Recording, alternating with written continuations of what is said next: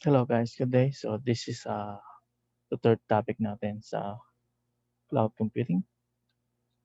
This is about why should I move to the cloud. Okay. So kung kakaroon ka ng business, if you're planning to have a business where you are going to use or to use right and buy hardware, why you should consider moving to the cloud. Okay? Or kung may business ka na, why you should move to the cloud.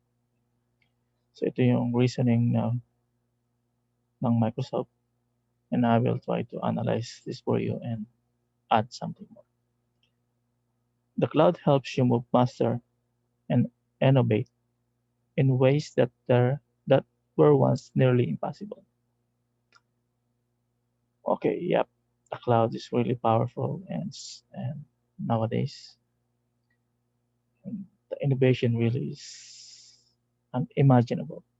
Napakabilis ng innovation dahil sa power ng cloud ng mga data centers ngayon. Okay? If you watch the video na shinare ko about where's the cloud, makita nyo doon na pinakita nila yung gaano kalaki yung cloud, yung data centers, and gaano ka-powerful yung mga servers. In our ever-changing digital world, two trends emerge. Teams deliver new features to their users at record speeds.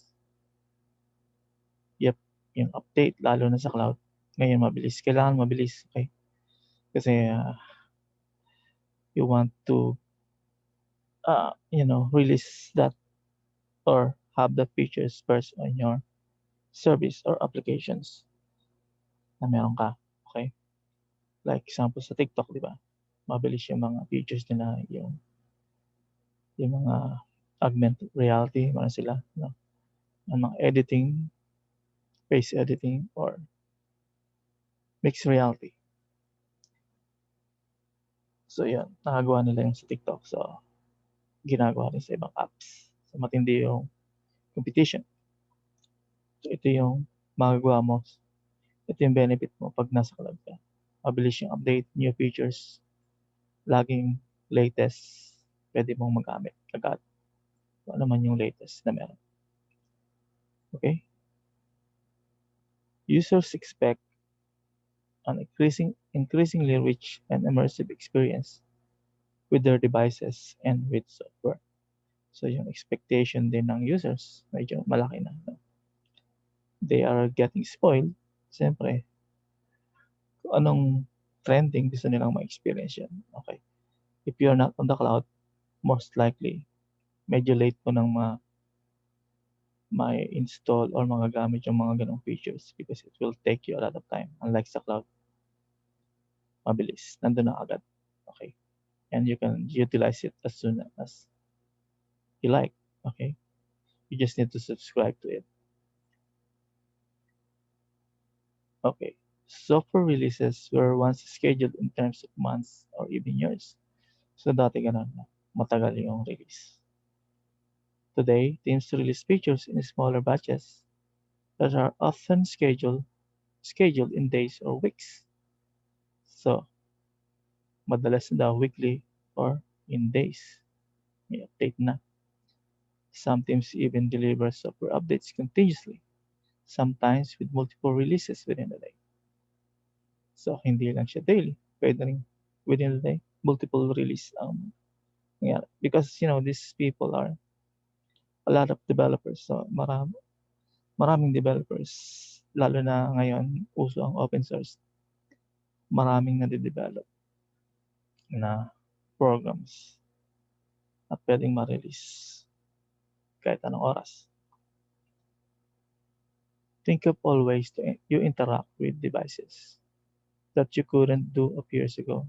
Yep, marami nga ngayon na lumalabas na high-tech na wala dati.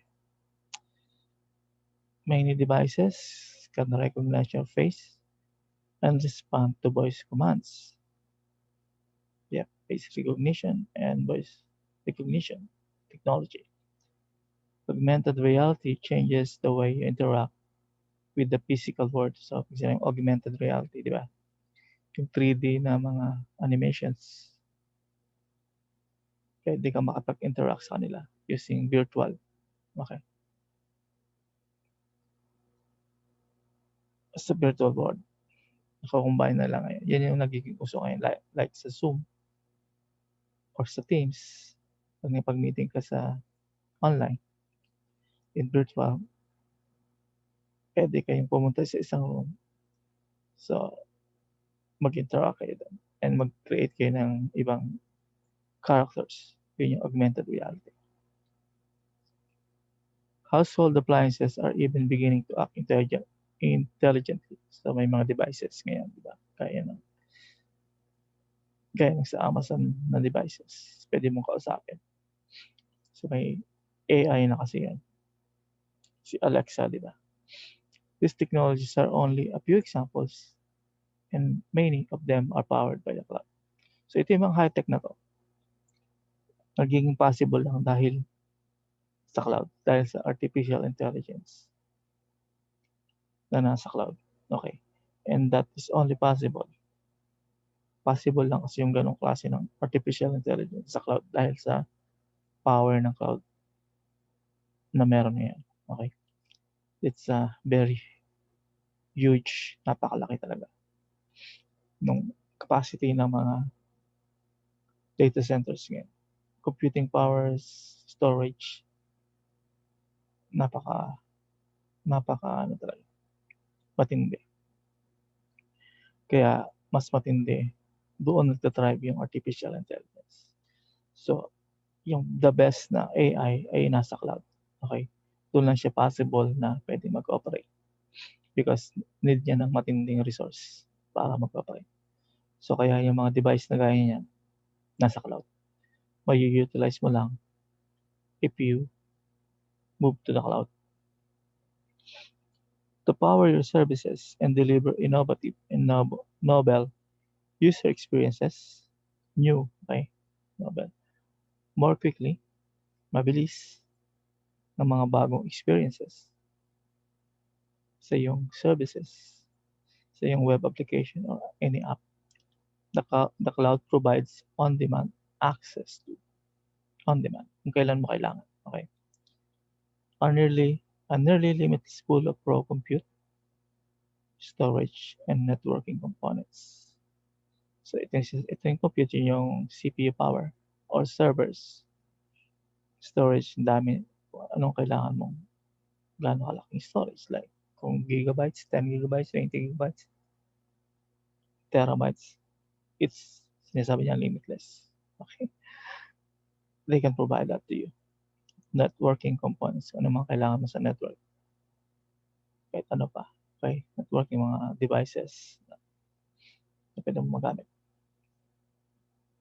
Second, speech recognition and other cognitive services. So, marami, di ba? Yung augmented realities and so on. That help make your application stand out from the crowd. So, mas mag-stand out daw yung application mo kung makagamit siya ng mga ganitong services, mga high-tech na services. Analytics services that deliver telemetry data from your software and devices. So, yung mga matitindi din silang analytics services na pang-report, pang-presentation ng data para mas maging ma-analyze mo kung maganda yung performance ng yung service or ng mga devices na ginagamit mo. Okay, punta tayo dito sa Azure. Tingnan natin yung mga services na available na pinagmamalaki nila. Okay? Kung bakit dapat nasa cloud ka. Ito, napakarami. Ito mo. And they are releasing at record speed daw. So, tingnan natin. General. Ayan. Actually, marami pa akong hindi alam dito ang gamitin. Ito, gaya na virtual machines. You can create your own virtual machine. Pwedeng Linux or Windows. Functions, ito yung sa serverless. So, pwede ka mag-create ng functions na hindi mo na kailangan ng server. So, sila nang bahala doon. Cloud services, so marami, no? Napakarami dito. Virtual networks, pwede kang gumawa ng sarili mong networks, pero siyempre virtual lang. Yan. Merong DNS zones. Yeah. DDoS protection plans. Marami to, no? Usually mga pang business sila. Mga needs ng mga big businesses or even small to medium businesses. Storage, no? Maraming klase ng storage available. Gaya ng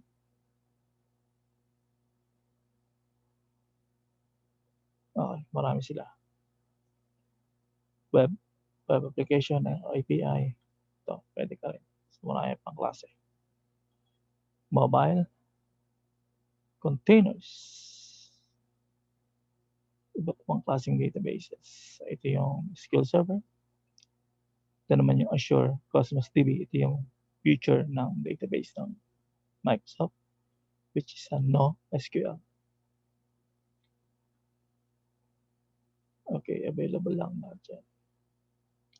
Analytics, Power BI. Marami silang klase ng analytics yan. Kaya na itong Power Platform. Blockchain technology. AI. Okay. So, pwede kayo dito. Kung gusto nyo mag-try ng machine learning, you can try it here. Internet of Things, ito yung sa mga devices, sa mga smartwatches, na pwedeng magamit itong mga features na to. Integration, pag-connect ng iba't ibang application. Identity, para sa user authentication and authorization. Okay? So, centralized na rin siya. Security ng yung data center. DevOps, kung paano mag-deploy ng applications. Ito yung mga pwede mong gamit. Migration, monitoring, management, and governance. So, napakarami na ito, no? Magsawa ka. So, and they keep on creating new features para mas maging maganda yung service offering nila. So, yan yung advantage mo pag nag-cloud ka, magagamit mo itong lahat. And users are actually expecting na meron ka ng mga bagong features sa iyong application. So, yun guys, ayun yung reason. Mabilis yung update, new features, yung users nag-expect ng magandang experience sa iyong application. And at the same time, gaya nung na-discuss natin dati, it's a lot cheaper to operate on the cloud than buying your own hardware or devices or having your own data center. Okay? So guys, yun yung reason. Hopefully, you learned something from this video, and you don't forget to like and subscribe. Until next time, and we'll try to discuss what are some cloud computing advantages. Itong mga to. I'll try to explain this to you next time. Thank you and have a great day.